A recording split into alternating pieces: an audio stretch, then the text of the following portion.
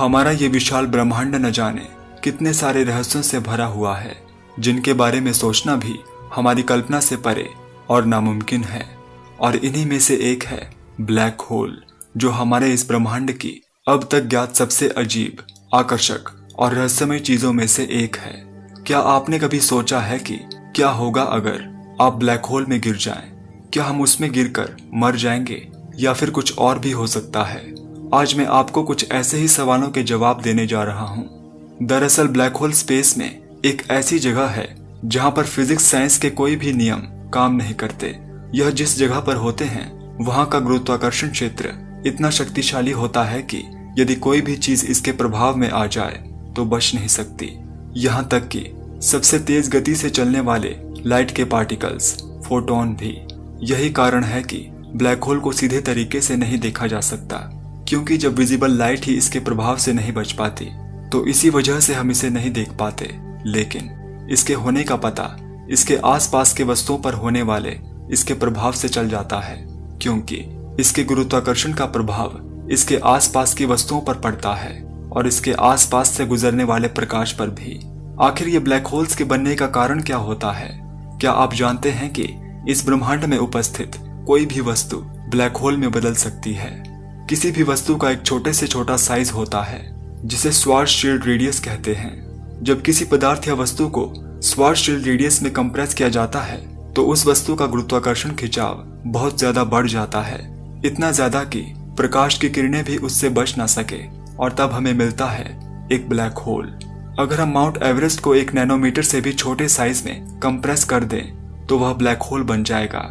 या फिर अगर हम हमारी पृथ्वी को ही मटर या मूंगफली के दाने के आकार जितना कंप्रेस कर सकें तो हमारी पृथ्वी एक ब्लैक होल में बदल जाएगी।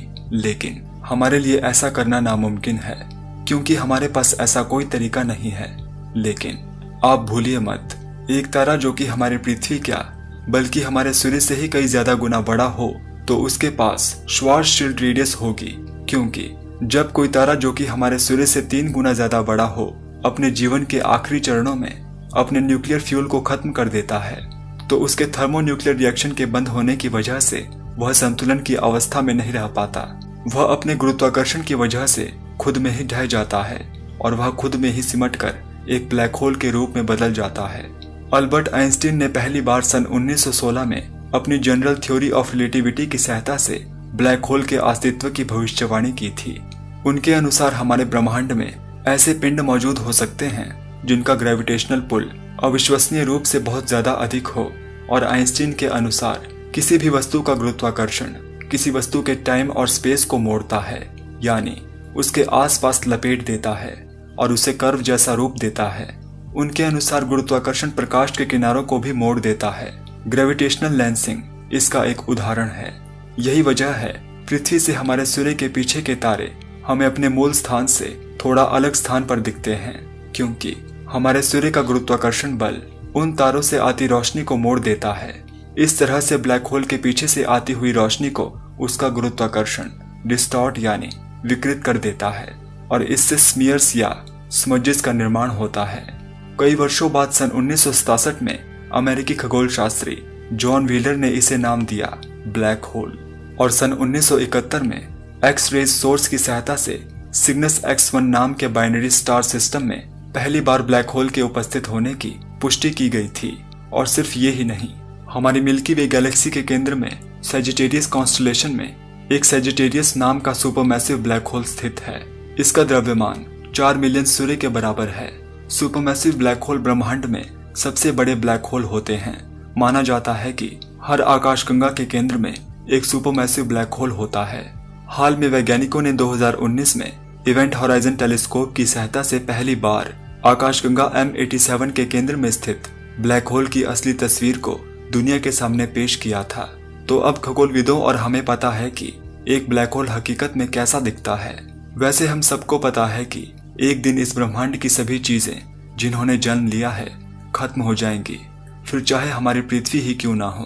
पर मान लेते हैं इस अंतरिक्ष में हम इंसानों के जीवन की संभावना को बचाने की उम्मीद लिए किसी नए ग्रह की तलाश में स्पेसशिप में निकल पड़े हैं, और फिर उस सफर में हमारा सामना होता है एक ब्लैक होल से। और तब हमारे मन में ये जिज्ञासा उठ जाती है कि आखिर आज मौका मिला है इस रहस्यमय चीज को जानने का, और हम ब्लैक होल की तरफ स्पेसशिप लेकर चल देते हैं, बिल्कुल इंटरस्टेलर फिल्म की तरह। तो क्या होगा अगर हम गलती से उस ब्लैक होल की चपेट में आ जाएं? अपनी बढ़ती हुई जिज्ञासा के चलते हम अपना ब्लैक होल की तरफ का सफर शुरू कर देते हैं। अब जैसे जैसे हम ब्लैक होल के भीतर की ओर आगे बढ़ते हैं, आकाश का डिस्टॉर्शन यानी विकृति बहुत ज्यादा बढ़ती ही जाएगी, और फिर हमारी आंखों के सामने ब्लैक होल का अंधेरे वाला बड़ा हिस्सा अब धीरे धीरे बढ़ता जाएगा, और देखते ही देखते हमारी आंखों के सामने के आधे हिस्से को अंधेरा निकल जाएगा, और तब हम पहुंच जाएंगे फोटोस्फीयर क्षेत्र में। इस बिंदु पर प्रकाश न तो पूरी तरह से ब्लैक होल के द्वारा निगला जा रहा होगा और न ही पूरी तरह से उसके बाहर जा पा रहा होगा। फोटोस्फीयर क्षेत्र एक ऐसा स्थान है जहां गुरुत्वाकर्षण इतना मजबूत है कि प्रकाश सर्कल में यात्रा कर सकता है, यानी यहाँ फोटोन्स ब्लैक होल की परिक्रमा कर रहे होते हैं। और खास बात यह है कि अगर हम यहाँ थोड़ी देर के लिए रुक जाते हैं और अपने सामने की तरफ देखते हैं तो हमें अपने पीछे के सिर का हिस्सा दिखाई देगा, यानी हम अपने सिर के पीछे के हिस्से को अपने सामने देख सकेंगे। और आइंस्टीन के अनुसार गुरुत्वाकर्षण सिर्फ स्पेस को ही नहीं मोड़ता, बल्कि वह समय को भी मोड़ता है।